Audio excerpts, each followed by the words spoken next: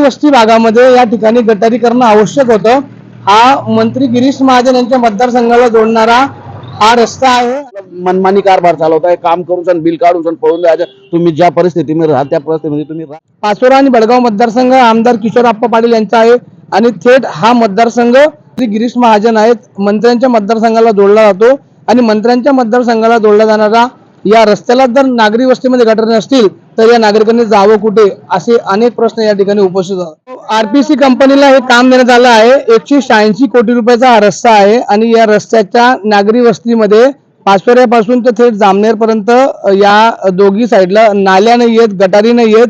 तर हा विषय फार गंभीर रित्या आपण प्रशासनाने घ्यावा आणि संबंधित बांधकाम विभागाने किंवा या रस्त्यावरती ज्या विभागाचं नियंत्रण आहे त्या विभागाने या लोकांच्या अडचणी समजून या ठिकाणी दोघी साईडला थेट पाचोऱ्यापासून जामनेर पर्यंत गटारींचं काम करावं अशी या व्हिडिओच्या माध्यमातून विनंती करण्यात आली आहे। पाचोरा शहरामध्ये आहोत आणि पाचोरा शहरातील हा वरखेडी नाका परिसरातील भाग आहे।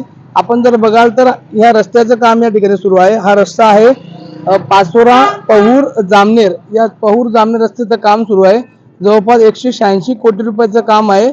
अतिशय उत्कृष्ट काम जरी या ठिकाणी होत असलं परंतु नागरी वस्त्यामध्ये हा बिना गटारींचा राज्य महामार्ग आहे। आपण व्हिडिओच्या माध्यमातून बघा, या ठिकाणी कुठल्याही प्रकारच्या नॅशनल हायवेच्या किंवा राज्य महामार्गाच्या या ज्या कंपनीला काम देण्यात आलं आहे त्या कंपनीच्या माध्यमातून या ठिकाणी कुठल्याही प्रकारच्या गटारी तयार करण्यात आलेली नाहीये।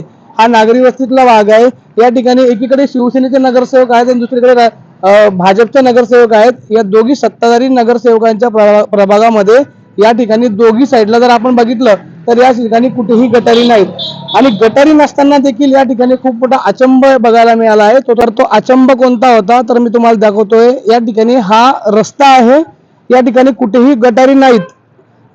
राज्य महामार्गाचे काम चालू आहे, गटारी नसताना देखील या ठिकाणी मोरी टाकण्यात आली आहे। या मोरीचा नेमका अर्थ काय? या ठिकाणी ना कुठून पाणी येतं ना कुठे जातं, परंतु या ठिकाणी कुठल्या साईडला हे पाणी जाणार आहे, या गटारीचा अर्थ काय, हे असं कुठलंही कारण या ठिकाणी नाहीये। नागरी वस्ती भागामध्ये या ठिकाणी गटारी करणं आवश्यक होतं। हा मंत्री गिरीश महाजन यांच्या मतदारसंघाला जोडणारा हा रस्ता आहे आणि या रस्त्यामध्ये हा नागरी वस्तीतला जो भाग आहे या ठिकाणी जर समजा मोठ्या प्रमाणावर पाऊस आला तर पावसाचे पाणी जाणार कुठे, त्या अनेक गोष्टी या ठिकाणी कार्यान्वित नालीच्या माध्यमातून कार्यान्वित करतात, परंतु असं कुठेही या ठिकाणी दिसत नाहीये। आपल्या प्रभागाचे नगरसेवक यांच्या माध्यमातून देखील या ठिकाणी पाठपुरावा करण्यात आलेला आहे। या ठिकाणी जर आपण बघितलं तर या इकडून इथे शिवसेनेचे नगरसेवक आहेत आणि इकडून तिकडे भाजपचे नगरसेवक आहेत। दोघी जे नगरसेवक आहेत त्यांची गल्लीपासून दिल्लीपर्यंत सत्ता आहे आणि या सत्तेतल्या पक्षाच्या पदाधिकाऱ्यांना काय यांची काय हेळसांड होते, नागरिक काय त्रस्त आहेत। नाली मोठी पाहिजे आम्हाला। कोणती नाली? हे नाली गटर नाली काहीच नाही इकडं, सर्व सप्पा आहे, दुनियाभरची अडचण आहे, दुनियाभरचा घाण आहे इकडं। तुमचं काय म्हणणं आहे? हेच म्हणणं है वो रास्ता बाजूला एक गटर पाहिजे हमारे। पूरी स्विमिंग पूल बन जाता है, घर में से बादले भर भर के पानी फेंकता है। गटर के पहले रोड हो गए और फिर क्या करना हमने, अभी तो घरों में पानी घुसेगा, जा रहे थे वहाँ पे। रोड की गटर होना चाहिए, फिर गली के होना चाहिए। आम्हाला कसं आता इकडे बाकीची घरं खालती आहे, बाकीची घरं वरती आहे, रोड उंच झालेला आहे, त्यामुळे दोन्ही बाजूनी नाले झाल्या पाहिजे ही आमची अपेक्षा आहे। तरी पण अजून नाली मंजूर झालेली नाहीये। रोडाचे कामाला रोड काम करून मोकळे होत आहेत हे सांगताय आम्हाला। वर्क ऑर्डर मध्ये आमच्या नाली नाहीये, तर आम्ही नाली करू शकत नाही। मग आमच्या घरात पाणी उद्या घुसणार आहे, गोरगरीब राहतात इकडे, गोरगरिबांच्या घरात पाणी घुसणार आहे, यांचं कसं व्हावं, त्याकरता आम्हाला गटराची आवश्यकता आहे। गटराची मंजुरी लवकरात लवकर करून यावी। आपल्या सोबत या प्रभागाचे नगरसेवक आहेत सतीश चेडे, हे शिवसेनेचे नगरसेवक आहेत, आपण त्यांच्याशी बोलणार आहोत। स्वागत आहे मधुर खानदेश मध्ये। काय सांगाल नेमकं या रस्त्याच्या दोघं साईडला गटारी नाही तर नागरी वस्तीतला भाग आहे, या ठिकाणी गटारी अपेक्षित होत्या, काय सांगाल?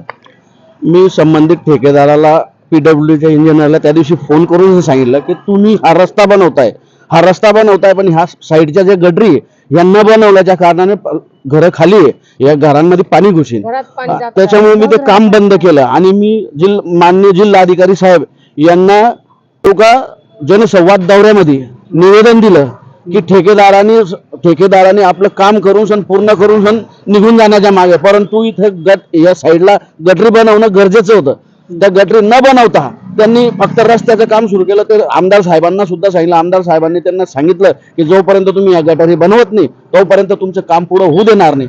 परंतु त्याचाही त्यांच्यावर काही असर होत नाही. ते आपलं मनमानी कारभार चालवत आहे, काम करून सण बिल काढून सण पळून द्यायचं. तुम्ही ज्या परिस्थितीमध्ये राहा त्या परिस्थितीमध्ये तुम्ही राहा, आम्हाला त्याच्याशी काही घेणं नाही, आम्ही बिल काढून सण निघून जाऊ, असं मला त्यांचं मत वाटतंय. तुमची सरकारकडे काय अपेक्षा आहे? तुम्ही सत्तेमध्ये आहात, एकीकडे भाजप आणि शिवसेना सरकार आहे, खूप चांगले रस्ते होत आहेत, तुमची सरकारकडून काय अपेक्षा आहे?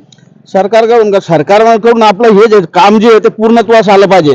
ज्या हा रस्ता झाल्यानंतर या गटारी नाही झाल्या, या गटारी न झाल्यामुळे ज्या लोकांना त्रास सहन करावा लागणार आहे तो त्रास नको झाला पाहिजे. आधी गटारी बनवा, मग रस्त्याचं काम सुरू करा, हेच आपलं म्हणणं आहे.